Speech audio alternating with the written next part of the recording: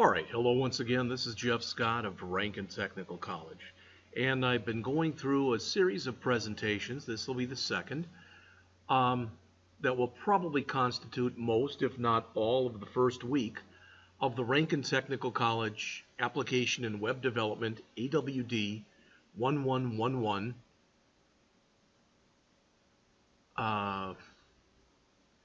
what's the name of the course? .NET Framework with Web Databases for the fall 2018 semester. All right, and what I'm up to right now is a very short little presentation from Microsoft itself. It's from MSDN, which is the Microsoft Developer Network, and it's an ASP.NET Mvc Overview. Now, much of the material that you are hearing in these presentations is going to sound like, wow, you know, you're saying the same thing over and over and over again. I'm not even going to deny that. In the last presentation, we looked at MVC for noobs. This is MVC particular to ASP.NET, and ASP is active server pages.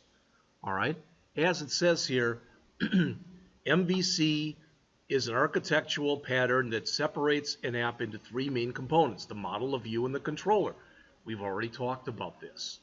The ASP.NET Mvc Framework provides an alternative to web forms. When I taught the AWD1111 class in the fall of 2017, the book that we used was literally 96% web forms and 4%, or one chapter out of 25, MVC. Now we're flipping that over and we're making it virtually a 100% MVC class. All right, the MVC framework is defined in the system.web.mvc assembly. In other words, you need this using thing basically in just about everything that we'll be working on. So, the pattern. All right, it says the MVC framework contains the following components. The model. Now, again, this is the way that this is defined in this book, not necessarily in what we looked at previously, but it says here, model objects are part of the application that implement the logic for the app's data domain. Often, model objects retrieve and store model state in a database. For example, a product object might retrieve information from a database, operate on it. So in other words, it may allow that information, new products to be created, existing products to be updated, maybe a new name or a new price or whatever, and existing products to be deleted. All right, in small applications, it says here the model is often a conceptual separation instead of a physical one. For example, if the application only reads a data set and sends it to the view, in other words, if it's not changing the information, the app does not necessarily have a physical model layer and associated classes. All right? So in the simplest of situations where you're, for lack of better words, you'd be making something read-only. Then you've got the view. And as it says here, views are the components that display the application user interface, or UI. This is typically created from the model data, but again, it's that stuff has got to be passed back through the controller. An example, rather, they say, would be an edit view of a product table that displays text boxes, drop-down list, and checkboxes based on the current state of a product object. Finally, again, you have the controllers. As mentioned, they're the components that handle the user interaction. They work directly getting the input from the model, all right, or they send the input to the model, get the output back, and ultimately select a view to render that displays the user interface to the end user. In an MVC app, the view only displays information. The controller handles and responds to user input and interaction. Very similar to the stuff we've talked about earlier. So, the MVC pattern helps you create applications that separate the different aspects of the application. In other words, as it says, the input logic versus the business logic versus the UI logic. All right, and it provides a loose coupling between these elements.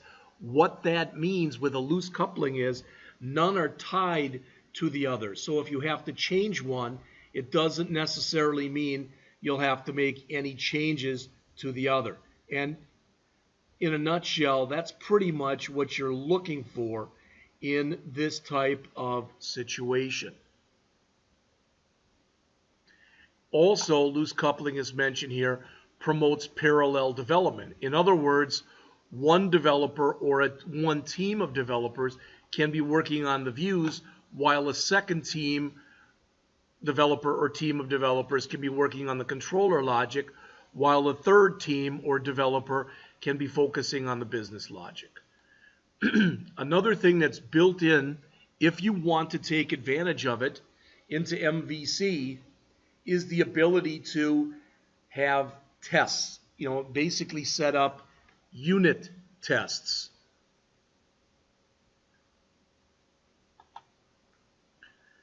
The MVC framework decouples the components and makes heavy use of interfaces, which makes it possible to test individual components.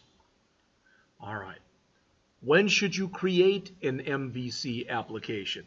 Well, the author says here you must consider carefully whether to use the MVC framework or web forms. So they're going to give you advantages of each. So here are the advantages of MVC, and here are the advantages of web-based. All right, so with MVC, again, you have this physical separation of the application into its model, view, and controller components.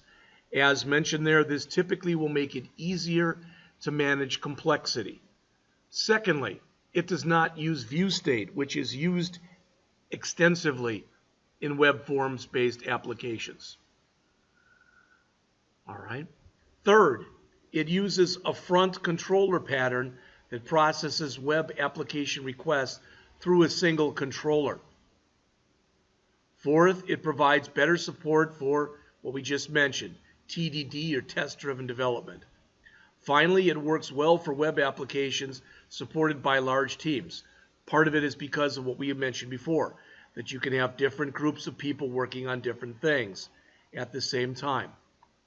Advantages of web forms-based application. Number one, it supports an event model that preserves state over HTTP. Number two, it uses a page controller pattern that adds functionality to individual pages. Number three, it uses view state. Number four, it works well for small teams of web developers. And number five, this may be a big one, it's less complex for application development because the components are tightly integrated and usually require less code. All right. So many times, for lack of better words, and I'm sure you've heard the saying, it's a crapshoot which one you use. That said, I would mention to you that more and more companies that I have come in contact with are using the MVC framework. All right. Why? Again, the 5 things mentioned here. Separation of application tasks, testability, and test-driven development. Number 2, an extensible and pluggable framework. Number 3, extensive support for ASP.NET routing, which, as it says, allow you to build applications that have comprehensible and searchable URLs. All right. Number 4, support for using markup in existing ASP.NET page, user control, master page, etc., markup files as view templates. And finally, support for existing ASP.NET features. Things like forms authentication, Windows authentication, URL authentication, etc. Now that was very quick. What I'm going to do when I come back in just a couple minutes, in fact, before I do that, let's look at this. This is an MVC5 application lifecycle, a high-level view. So your HTTP request comes in. All right. This thing with the routing and the handler, this is going to be done, for lack of better words, getting it into the controller. The controller will do whatever work has to be done, send it off to the correct model, have it do its work, and have it come back again. This is very hard to read, but I just wanted to mention it to you and have it out there so you'll be able to take a look at it. All right, so let's close that tab. Next, I'm going to go over this. Again, as already mentioned, an absolute beginner's tutorial for MVC. Some of the stuff that's in here will sound like, wow, you've said that twice already. Yeah, because that's how important it is. So I'll be back with an absolute beginner's tutorial on ASP.NET MVC for web form developers in just a couple minutes.